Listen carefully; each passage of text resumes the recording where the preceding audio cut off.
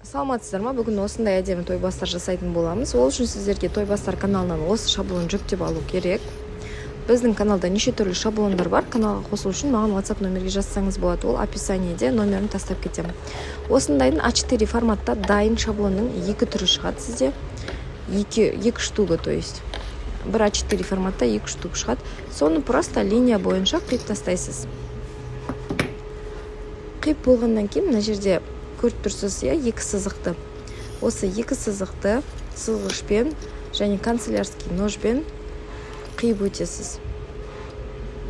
Осылай үстінен басып қиып өтесіз. Барлық кесетін жерлердің барлығы біздің каналдағы шаблондардың белгіленіп тұр. Сол себепті бірден жұмыс жасап басып кете беруіңізге болады. Өте оңай.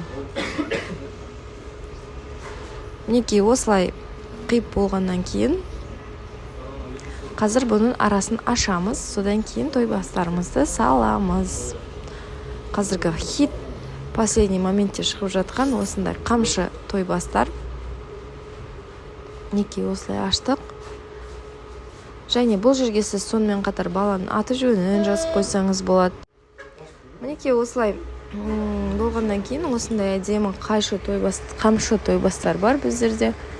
Осыны ортасына саламыз. Әрине ат жөнін жазуыңызға болады, баланың өзіңіздің қалауыңыз, идеяңыз бойынша текст жазып қоюыңызға болады. Сізге тек қана телефон арқылы текст жазып, осылай шығарып, уже тойбастарымыз біздің дайын болды. Өте әдемі, баға беріп, лайк басып кетіңіздер, егер ұнаған болса.